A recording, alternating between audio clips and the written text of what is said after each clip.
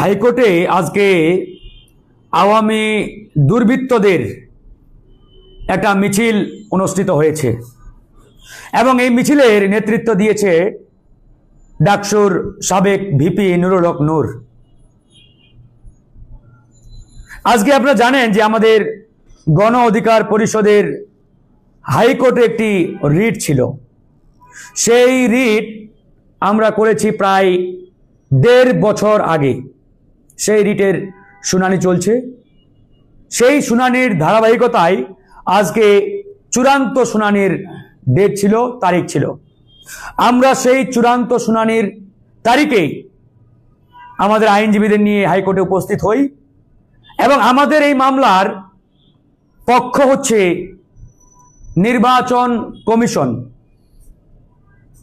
কিন্তু দুর্ভাগ্যজনক এখানে নুরুল হক নূর কোনো পক্ষ না, কোনো পার্টি না, কোনো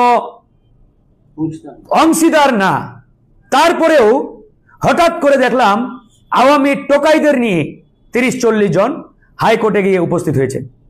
ভালো কথা, হাইকোর্টে গিয়ে উপস্থিত হয়ে সেখানে একবারে যে বিচারপতিদের যে চেম্বার অর্থাৎ যেটা বিচারালয়, সেখানে উপস্থিত হয়ে এক প্রকারের একটা গন্ডগোল পাকানোর মতো পরিস্থিতি তৈরি করেছেন, যেটা সুস্পষ্টভাবে আমাদের বিচার ব্যবস্থাকে বৃদ্ধাঙ্গুলি দেখানোর শামিল এবং এটা আইনগতভাবে ভয়াবহ অপরাধ যেটা আজকে নুরুল হক নূর করেছে।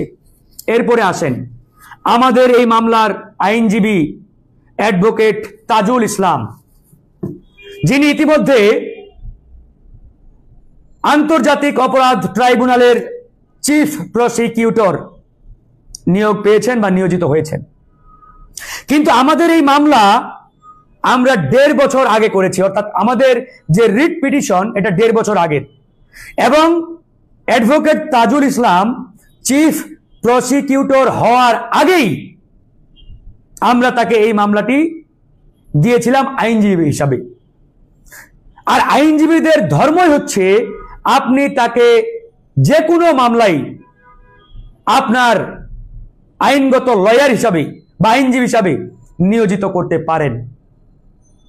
সেই জায়গা থেকে অ্যাডভোকেট তাজুল ইসলাম আপনারা সবাই জানেন, যিনি যুদ্ধাপরাধ যে মামলাগুলো হাসিনার আমলে হয়েছে, মিথ্যা বানোয়াট ভিত্তিহীন মামলাগুলোতে জামাত ইসলামের নিরপরাধ নেতাদের একের পর এক ফাঁসির কাস্টে ঝুলিয়েছিলেন হাসিনা, ওই মামলাগুলোতে দক্ষতার সাথে যিনি নেতৃত্ব দিয়েছিলেন সেই জামাত ইসলামের নেতাদের আইনজীবী ছিলেন অ্যাডভোকেট তাজুল ইসলাম।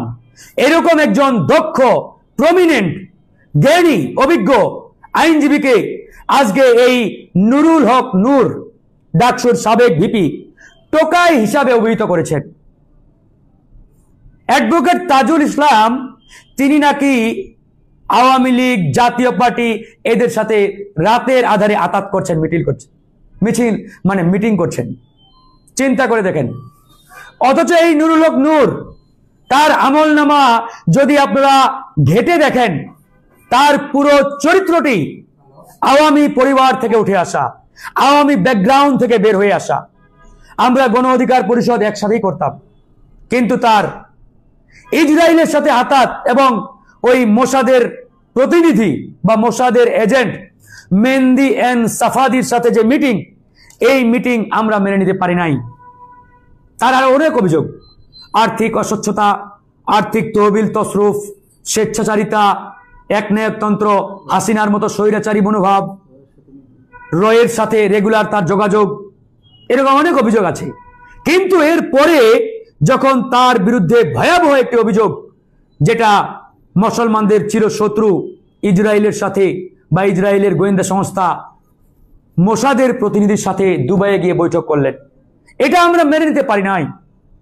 যে মোসাদ এবং ইসরায়েলের দোসররা প্রতিনিয়ত আমার মুসলমান ভাইদের উপরে ফিলিস্তিনে গণহত্যা চালাচ্ছে, সেই গণহত্যাকারীদের প্রতিনিধির সাথে সেখানে মিটিং করেছে, এটা আমরা মানতে পারি নাই। এরপরে আমরা আলাদা হয়ে গেলাম। ভাই, আমরা আলাদা হয়েছে, আমরা আমাদের মতো রাজনীতি করছি, তুমি তোমার মতো করো, আমরা তো তাকে নিয়ে মাথাও ঘামাই না, তাকে নিয়ে কথাও বলি না, কিন্তু বরাবরই সে আমাদের প্রত্যেকটা কাজে এসে তার এই গুন্ডা পান্ডা নিয়ে বাধা দেওয়ার চেষ্টা করছে, নানাভাবে বিতর্কিত কর্মকাণ্ডের মাধ্যমে হেনস্থা করার চেষ্টা করছে। ইতিমধ্যে আমাদের নেতাকর্মীদের উপরে চারবার হামলা চালিয়েছে। লাস্ট যে হামলাটি চালিয়েছে আপনার এই জাতীয় পার্টির কার্যালয়ের সামনে। আমরা জাতীয় পার্টির কার্যালয়ে